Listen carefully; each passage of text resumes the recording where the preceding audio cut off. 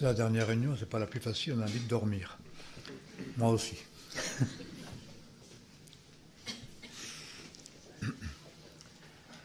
Je vous invite donc à relire le texte de notre méditation, les textes de notre méditation, et essayer de reprendre le fil où nous l'avons laissé ce matin. Je ne garantis pas d'y arriver, mais me voilà pour vous. 1 Jean chapitre 2, verset 23. Quiconque nie le Fils n'a pas non plus le Père, celui qui confesse le Fils a aussi le Père. Pour vous, que ce que vous avez entendu dès le commencement demeure en vous. Si ce que vous avez entendu dès le commencement demeure en vous, vous demeurez aussi dans le Fils et dans le Père.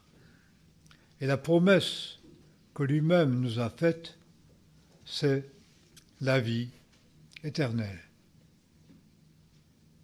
Nous avons donc tout pleinement en lui. Je vous ai écrit cela au sujet de ceux qui vous égarent. Pour vous, l'onction que vous avez reçue de lui demeure en vous, et vous n'avez pas besoin que personne vous instruise, mais comme son onction vous instruit de toutes choses, et qu'elle est vraie, qu'elle n'est pas un mensonge, demeurez en lui, selon l'instruction que vous avez reçue. C'est riche et difficile à pleinement saisir, mais c'est si beau et c'est si grand, c'est central, et nous avons tout là-dedans. De Timothée, chapitre 3, donc normalement, vous n'aurez pas besoin que je vous le dise, puisque vous n'avez pas besoin qu'on vous instruise. C'est quand même écrit comme ça, dans la mesure où l'onction demeure en nous, et que cette onction nous enseigne. Et nous délivre donc de la voie des menteurs et des faux prophètes, qui courent les rues et les églises aujourd'hui. Donc de Timothée,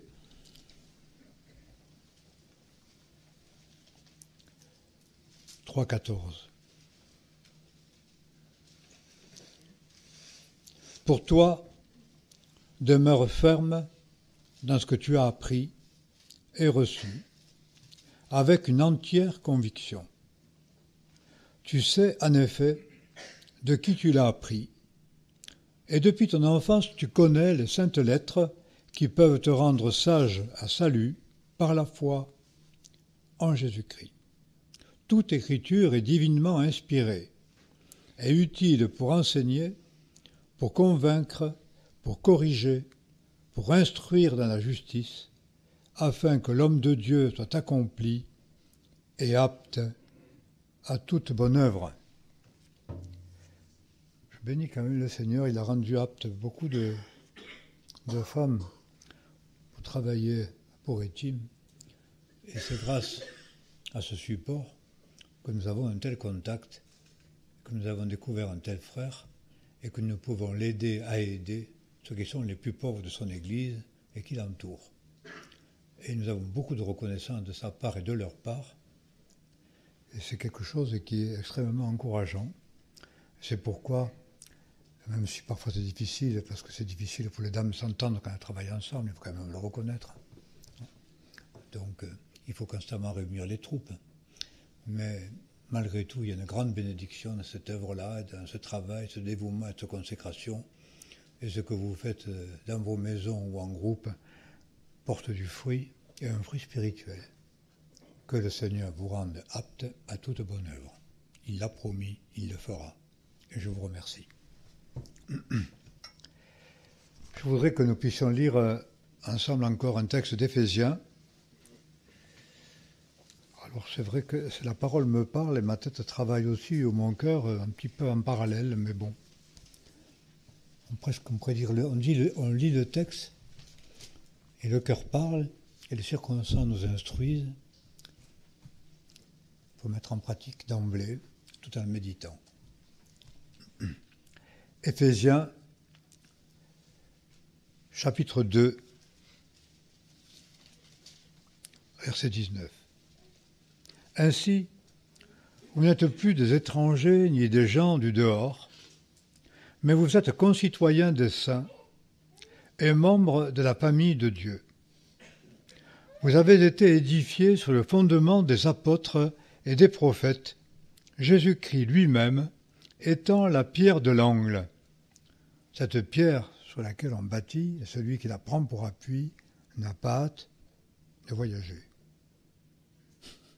C'est-à-dire de partir, de fuir, d'aller ailleurs, il sait demeurer sur ce fondement. Et c'est là qu'il va travailler. De quelle manière? En s'offrant lui-même comme une pierre vivante, c'est-à-dire un temple. Chaque pierre est temple.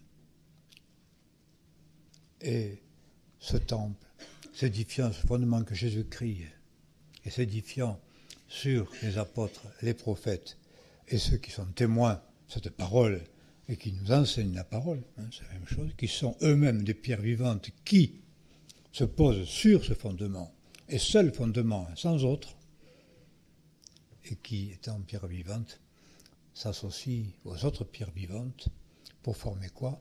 Un édifice qui ne peut se corrompre ni se souiller, pour un héritage qui est dans le ciel, qui est le reflet de ce qu'est notre mère dans le ciel, la Jérusalem céleste.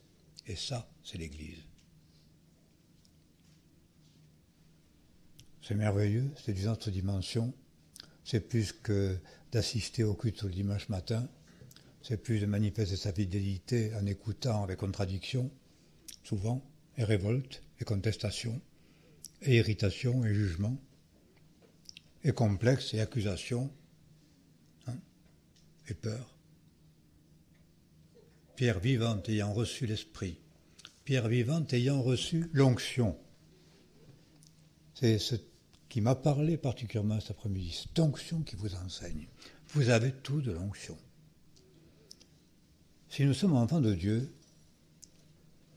il nous a oints dans l'oint qui est Jésus-Christ. Demeurez en lui, qui est l'oint, en qui nous sommes oints, et qui est une réalité spirituelle que Dieu a créée dans nos cœurs, par le Saint-Esprit, et qui nous enseigne. Et cette onction, elle est là pour discerner l'enseignement du Seigneur Jésus-Christ et sa parole. C'est lié à la parole. Et lorsque la parole du Seigneur Jésus-Christ, la parole vivante est donnée, loin c'est où est le faux prophète et le vrai.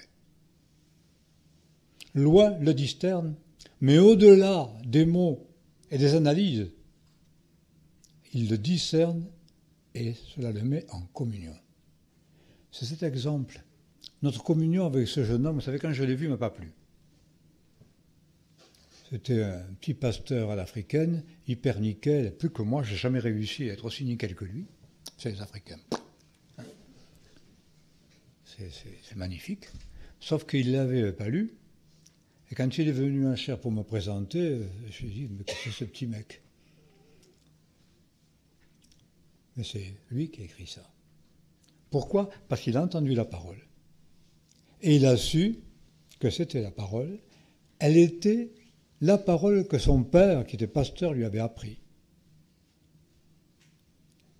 Fondée sur l'enseignement des prophètes, des apôtres et des missionnaires qui ont donné leur vie pour la mission et qui souvent en sont morts. Et ce père a reçu la parole, enseigné cette parole.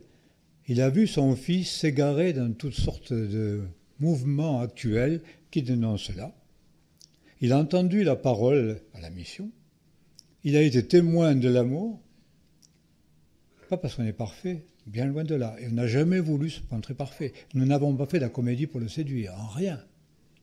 Mais il a compris le message d'amour de Jésus-Christ, qui n'est pas un amour général pour le monde entier, parce que celui qui aime le monde entier n'aime personne, et que cet amour dont on parle aujourd'hui, qui crée une forme de communion universelle, qui n'est pas communion, parce qu'elle est communion en rien. Sinon dans la danse, dans le bruit, dans le rythme. C'est la seule communion. Non, une communion en Jésus-Christ. Et ce père disait, moi je ne viens pas dans ton église. Je ne veux pas y prêcher, je ne veux même pas venir la voir. Sans mon carré, si mon fils m'avait dit ça un jour, je pense que j'aurais quand même du mal. si j'avais dû dire ça à mes frères, à mes amis, aux jeunes qui sont nés dans l'église. Je ne viens pas dans ton église parce qu'elle n'est pas selon le Seigneur, vous vous rendez compte? Entendre ça, dire ça. Et le jour où ce jeune Samuel, jeune pasteur, a reçu la parole chez nous, dans l'église, il a été touché par l'amour, touché par la vérité, touché par cette conduite, ça a bouleversé sa vie. Et désormais, son père vient dans son église, ce vieux pasteur africain, et dit, maintenant je peux prêcher chez toi. Et le vieux pasteur prêche chez son fils. Demeure dans les choses apprises et reconnues certaines. Dès ton enfance, tu connais les écrits sacrés qui peuvent te rendre sage au salut. Et l'onction enseigne toutes choses. Il avait reçu le Seigneur, il habite en lui, il avait donné l'Esprit.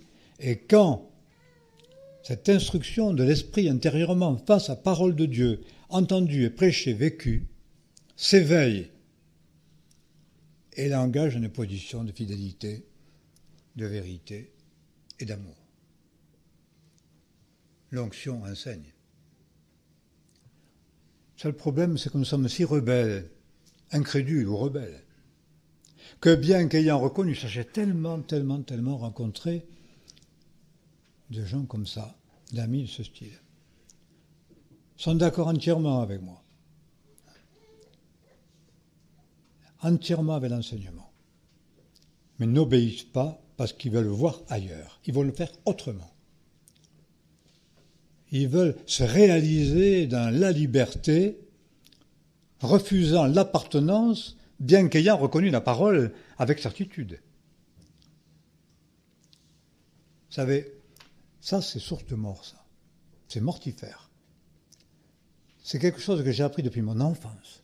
Il faut faire très attention à ce que j'entends, à ce que je reçois, que je reconnais certains, parce que l'onction que l'Esprit m'a donnée me dit, c'est la vérité. Le grand pasteur de mon père, responsable et très connu dans le monde protestant de l'époque, était un prédicateur hors pair qui faisait de la poésie en prêchant. C'était magnifique, tout le monde était admiré. Mon père aussi, parce qu'il aimait la poésie, il aimait les belles lettres, enfin. Et donc, il admirait beaucoup ce pasteur.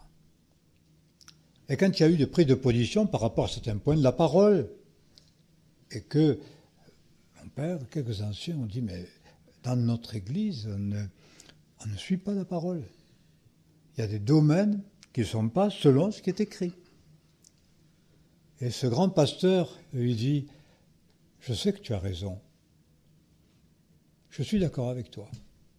Donc il savait, lui connaissant la parole, que ce que mon papa dénonçait était juste. Il a dit, mais si je dis ça, je viderai mon temple. Alors, résultat des courses, c'est qu'il a vidé son temple, au bout du compte. Et par la grâce de Dieu, s'il est rempli, c'est au travers de nous. C'est une telle leçon, pour moi, dans mon cœur, que j'ai appris toute ma vie, et dont je vois les fruits aujourd'hui. Je dis, attention, quand je reconnais quelque chose de certain, si je n'obéis pas, je ne demeure pas dans le Seigneur, parce que je ne demeure pas dans son enseignement. Et c'est clairement dit dans l'évangile de Jean, ça. Celui qui même garde ma parole, mon Père et moi l'aimerons et nous ferons demeure chez lui, par le Saint-Esprit. J'enverrai le Saint-Esprit. L'amour de Dieu, c'est garder sa parole. L'amour de Jésus-Christ, c'est garder ses commandements. Et quand l'Esprit, la parole, juste, m'enseigne, si je n'obéis pas, je quitte le terrain de l'amour du Seigneur. Au nom d'un amour, je ne sais lequel, parce qu'il n'a pas d'objet, il n'est qu'une idée. Parce que l'amour, selon le Seigneur, a un objet. Et j'aime qui? Les miens. Jésus a très bien dit, mon commandement, c'est que vous aimiez les uns les autres, mais pas n'importe quoi. Aujourd'hui, on dit au nom de l'amour, on n'ose même plus prononcer le mot. J'ai vu des gens qui ne sont pas du tout de chez nous, qui disent, mais ce mot d'amour, je ne peux plus l'entendre, je ne peux plus le prononcer, il ne veut rien dire. Mais bien sûr, il ne veut rien dire, il n'a pas d'objet. Il n'a pas d'objet. Celui qui est comme ça, il n'aime personne, il ne va donner sa vie pour personne. Je ne dirais même pas pour ses propres enfants. C'est quelque chose d'impressionnant.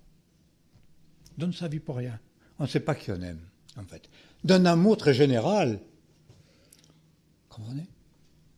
Un amour si général qu'on dépense, c'était ce qu'ils avaient vu en Guinée, énormément d'argent pour ces grandes rencontres qui coûtent des fortunes.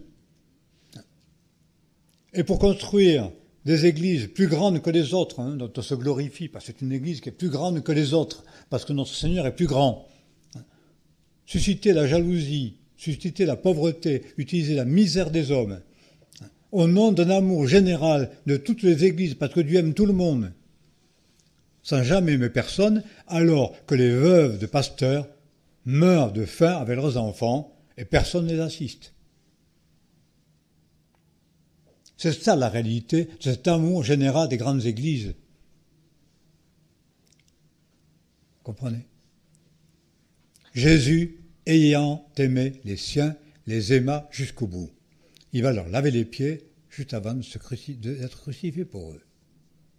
Parce qu'il n'y a pas de plus grand amour que donner sa vie pour ses amis. Vous êtes mes amis si vous faites ce que je vous commande. Mon commandement, c'est clair. Lisez vraiment attentivement et relisez. Imprégnons-nous cette parole. Parce que demeurer, c'est demeurer dans celui qui est la parole, mais qui dit la parole et qui l'accomplit. C'est ça, c'est Jésus-Christ, c'est le fondement. C'est là que nous devons nous attacher. Et l'onction qui a fait de nous des enfants de Dieu va nous enseigner cela. Elle va nous enseigner ce qu'est l'amour véritable selon le Seigneur. Et qui donne de soi-même. Et pas cet amour général qui aime tout le monde et n'aime personne. Parce qu'on donne sa vie pour personne. Parce qu'on ne sait pas qui sont les nôtres. On ne sait pas qui nous l'a appris. Et il n'y a même pas ce respect-là. Sachant de qui tu l'as appris. Timothée, c'était sa grand-mère, ou sa mère, je ne sais plus, et Paul. C'était clair. Souviens-toi ce que tu as entendu. Souviens-toi qui te l'a appris. Reconnais celui qui t'a transmis. C'est-le à ton prochain. Aime-le. Aime ton prochain. Aime celui qui t'a sauvé, qui a participé à l'œuvre du salut, qui s'est donné aussi pour toi.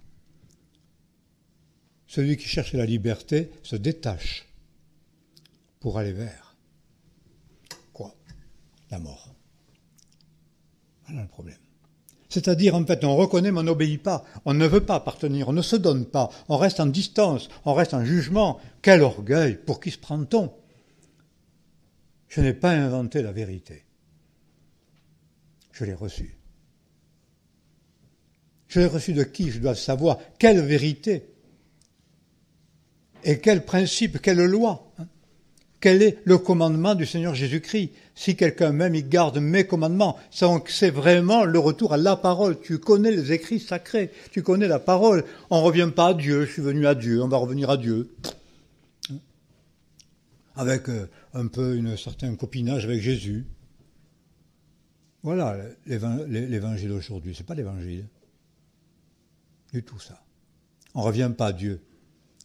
On revient à Dieu par Jésus-Christ, dans l'obéissance à sa parole, en acceptant cette soumission à l'écriture, cette soumission de cœur, puisque cette soumission n'est pas qu'extérieure. C'est un cœur qui aime. Qui aime qui? Les siens, d'abord. Ses frères. Ceux qui ont transmis. Ceux à qui on transmet. C'est cela le principe même de la transmission. J'aime celui à qui je transmets.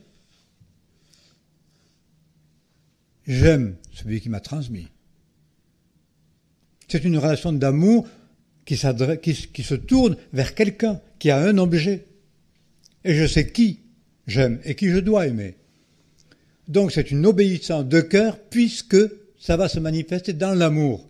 Et l'amour, c'est ce qui vient du cœur. Et si je n'aime pas, je ne suis pas dans la parole. Je ne suis pas en Christ. Je suis un ennemi, je suis un loup qui se cache en brebis. C'est cela, les faux prophètes, qui ont fleuri, qui égarent l'Église de plus en plus. Ils viennent ravager les maisons des veuves. Moi, j'ai entendu, je vous assure, franchement, quelqu'un qui disait, c'était des nôtres autrefois, il faut évangéliser les veuves qui ont du fric pour le bien de l'Église.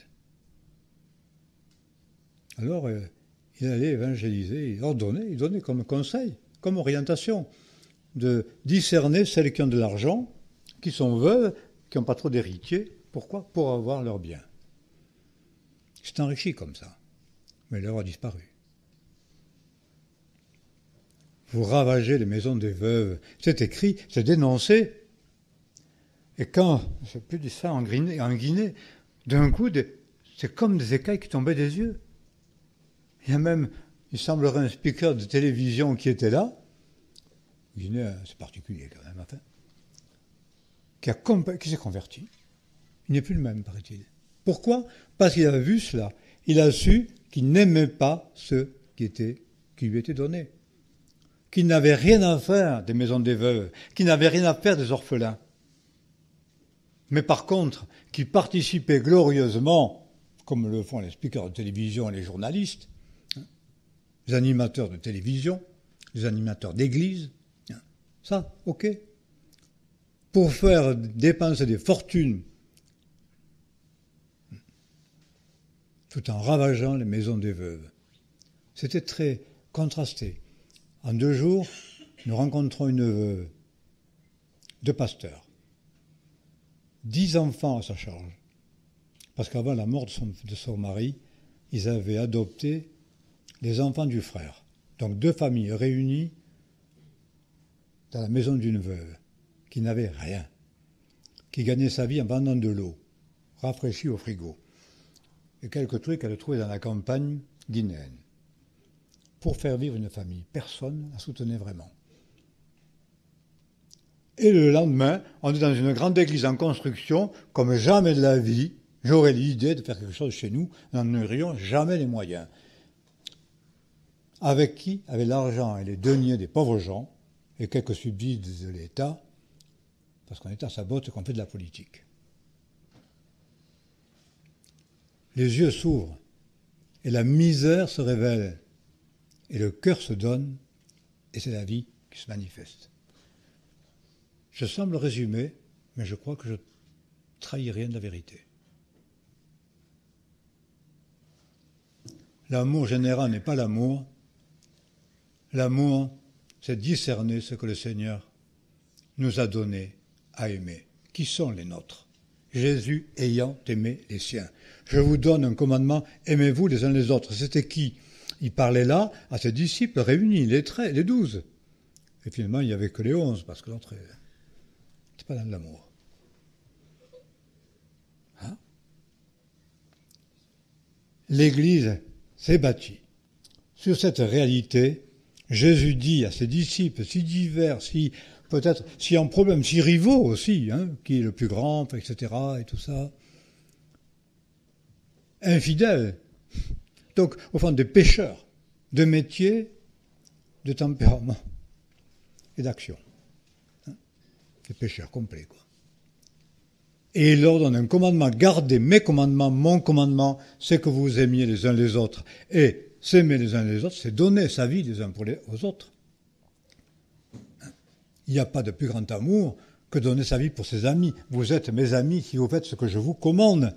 Donc, demeurer, c'est demeurer dans la parole. Quelle parole ? Celle du Fils, puisqu'il est la parole. Nous l'avons souligné ce matin. Il dit la parole. Donc, l'aimer, c'est écouter et obéir à ce qu'il dit. Et il accomplit la parole, puisqu'il a donné sa vie pour les siens jusqu'à la croix, et qu'il a été justifié par Dieu, par la résurrection d'entre les morts. Qui quelqu'un m'aime, qu'il me suive, là où je suis, là aussi sera mon serviteur. Donc demeurer en lui, puisqu'il est tout. Et nous avons souligné, c'est là que le vrai mouvement, puisqu'il est, nous avons en lui vie, mouvement et être. C'est écrit. Le véritable mouvement, la véritable œuvre de Dieu se fait là, si j'obéis au commandement de Dieu, si je suis en lui, et l'onction qu'il m'a donnée quand je suis devenu enfant de Dieu m'enseigne que c'est la vérité. Le cœur sait que c'est vrai. Et l'homme révolté s'en éloigne orgueilleusement et il se perd parce que sa voie, c'est la mort. Cette liberté est une liberté de mort, un refus d'appartenance, un refus au fond du corps. Ce n'est pas l'Église. Moi, j'étais instruit. On m'avait dit, c'est le temps de l'évangélisation, il faut de la paix de l'avant, c'est plus le temps de l'Église. Alors ça m'a énormément choqué depuis ma jeunesse. Je me dis, mais qu'est-ce que ça veut dire? Ça signifie organise un mariage sans marier. Génial. Enfin, je sais pas. Hein. Si un jour la mariée fait défaut, le mariage est annulé, que j'ai vu. Hein. Il y avait un mariage organisé en Duze. Monique avait fait un bouquet, mais la mariée n'est pas venue. On s'est retrouvés à la mairie avec le bouquet et les témoins, mais pas de mariée. Elle nous fait croire qu'aujourd'hui c'est le temps d'aller de l'avant, et c'est plus le temps de l'Église, parce que c'est le retour du Seigneur et qu'il faut évangéliser. Alors je dis ça, c'est pas possible. Je ne veux pas de mariage sans marié. Ben non, écoutez. Qu'est-ce qui fait, je dirais, la joie de tous hein? Dans un mariage, c'est bien la mariée, non? Le marié, il pâlit un peu à côté, c'est normal. Il est pâle. Mais c'est pas grave, pourquoi? Parce qu'il aime la mariée. C'est tout. Et la mariée fait le mariage. Celui qu'elle épouse, c'est l'époux. Et il a donné sa vie pour elle, pour rendre cette épouse pure et sans tache, ni ride, ni rien de semblable. Parfaite en beauté. Sans mise en beauté, de manière de... Comment ça s'appelle? Je ne sais plus, à la télévision. Christina, machin. Qui imite toutes les dames qui veulent être belles et à la mode, qui s'appuient à Besançon parce qu'elle contredit toujours tout le monde. Bref. Je suis cultivé.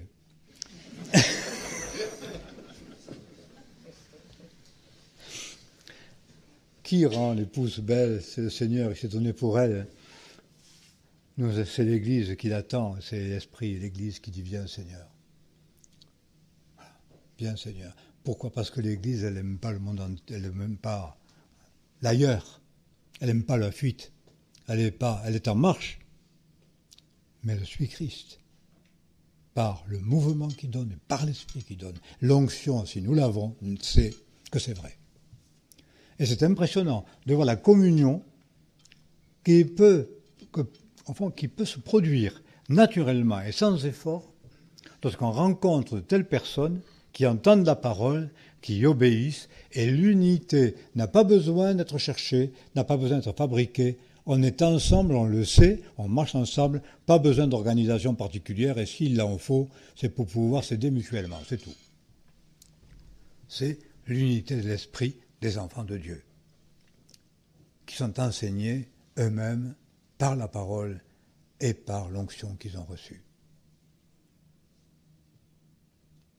Et quand j'entends, le cœur sait. Quand Jésus a choisi Philippe, qu'est-ce qu'il dit? Comment il l'a choisi? Pourquoi il l'a choisi? Pourquoi lui? Jésus vit, Nathanaël ou Philippe, sous le figuier. Quand je t'ai vu sous le figuier, et quand il a vu, Jésus dit, il l'aima. Il aima. C'est pour ça que j'ai toujours demandé, Seigneur, de ma jeunesse, parce que je ne savais pas évangéliser, moi j'ai pas de talent pour ça, c'est difficile. J'ai peur un peu de l'étranger, je suis timide. Et je ne savais pas comment il fallait faire. Et il dit, mais Seigneur, montre-moi qui je dois aimer. Quel est celui que tu me donnes pour que je l'aide? Où est-il? Qui est-il? Et je me suis rendu compte que c'est une indication de l'esprit extraordinaire, ça. Parce qu'au fond, les nôtres, on les aime plus, je ne sais pas pourquoi. Avant même qu'ils soient à nous l'aimons déjà. Comme quelqu'un que nous aspirons, que nous voulons attacher à Jésus-Christ et au corps de l'Église. Avec cette chose merveilleuse, c'est que les amis passent au niveau humain. Les contrats relationnels peuvent se casser et même certains divorces. Quelle horreur! Inadmissible. Mais l'amour fraternel demeure toujours. Il est plus fort que la mort. Il est vie. Parce qu'il est en Christ. Et ce qui est formidable, c'est que ce que nous pouvons emmener par notre témoignage à l'Église, parce que le Seigneur a mis dans nos cœurs l'amour pour eux, et que cet amour va se manifester, et que même s'il y a oubli, s'il y a difficile, s'il y a éloignement, peut-être quelque part, au moment voulu, l'amour est renouvelé, et ça dicte l'action. Par amour, je vais répondre. Par amour, je vais dire. Voilà. Parce que le Seigneur met par son onction dans nos cœurs cette loi, tu aimeras. L'Église va grandir par l'amour que nous avons les uns pour les autres. Parce que nous sommes prêts à nous donner les uns aux autres, à donner notre vie. C'est cela être demeuré. C'est cela être en Christ. On ne quitte pas ce qu'on aime, on reste avec. Voilà. Jusqu'au bout du monde. Vous savez, avec Gérard et Françoise, je collabore mieux quand ils sont en Corée, quand ils sont ici, parce qu'ils ont moins besoin de moi, vous comprenez? Mais là-bas, ils ont besoin de moi tous les jours. Hein, donc j'y suis tous les jours. Pratiquement. On est loin. Mais on a besoin les uns des autres, et on trouve ça. Et on est d'accord. C'est formidable, on est d'accord. On est en confiance. Parce que quelque chose nous unit qui est au-delà de la règle, de la loi et du principe. Et quelle est la règle? C'est l'amour. La bannière que Christ déploie sur nous, c'est l'amour. Mais pas n'importe quel amour, je le répète, pas pour n'importe qui. Il y a un amour général. Dieu a tant aimé le monde, il aime le monde entier. Mais Jésus a aimé les siens. Si quelqu'un m'aime, il gardera ma parole. Mon Père et moi l'aimera, et on fera notre demeure chez lui. Jésus a aimé les siens, les aima jusqu'au bout. Ce n'était pas la foule. Il a donné à manger à la foule. Mais il a donné sa vie pour les siens. C'est cela la voie de Jésus-Christ. C'est ça, demeurer en lui, qui est vie, mouvement et être, qui est amour. Voilà. Véritable et vrai amour. Qui englobe l'amour éros dans le couple, qui englobe l'amitié entre collaborateurs, entre amis, etc. Et qui transcende tout cela par l'Esprit de Dieu, par l'onction qui fait habiter et qui est notre lien, qui est notre communion et qui produit la vie. C'est merveilleux, non? Peut-être trop beau pour être vrai, c'est plus vrai que beau. Voilà.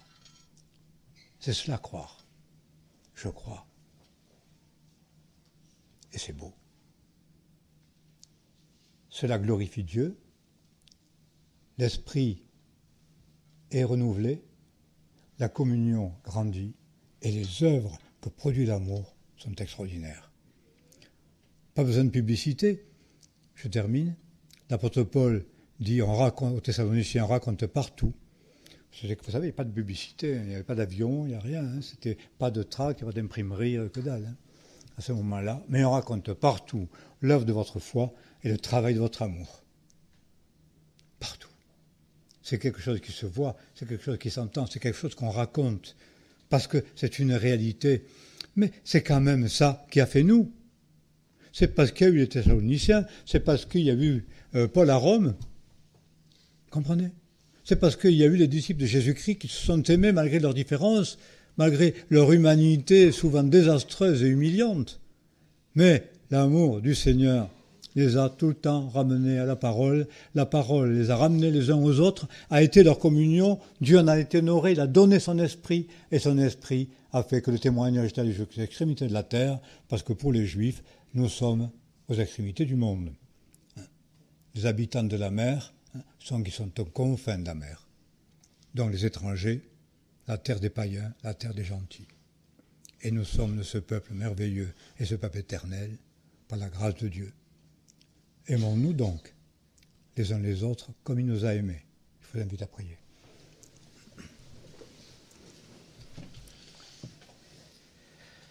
Seigneur, tes paroles sont merveilleuses et si ce n'était les tiennes, nous ne les croirions pas.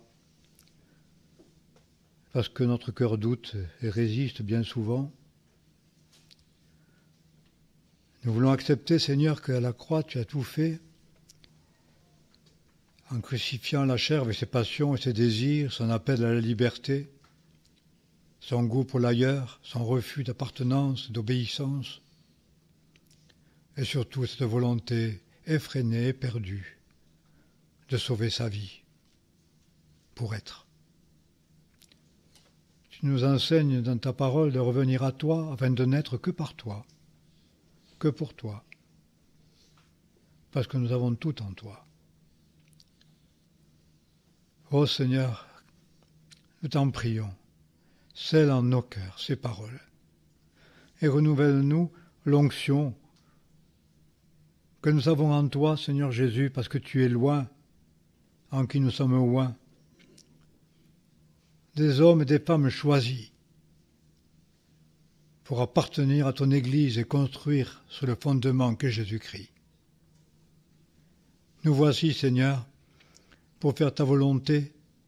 Nous te prions de créer par l'Esprit en nous ce renouveau de vie, d'amour, de vigueur, de mouvement qui vient de toi, au travers cette obéissance à ton commandement, à cet amour fraternel. Nous voulons convertir nos cœurs, revenir à toi, revenir à ta parole, en te demandant pardon encore, Seigneur, de nous en éloigner si souvent. Tu es garant de l'alliance, tu es le garant de notre unité. C'est ton amour que tu nous proposes et que tu donnes, et que l'Esprit crée dans le cœur de ceux qui reçoivent et qui viennent à la parole. Merci Seigneur de nous l'accorder, merci Seigneur de nous bénir. Nous ouvrons nos cœurs à la grâce et l'action du Saint-Esprit pour que ton œuvre se fasse sur la terre et au travers de nous, et que nous puissions ainsi accepter et vivre ce ministère qui travaille pour l'Église, pour la rendre toujours plus belle pour le jour de ton retour. Nous voulons être tes collaborateurs et demeurer en toi, Seigneur Jésus. Que ton nom soit béni. Amen.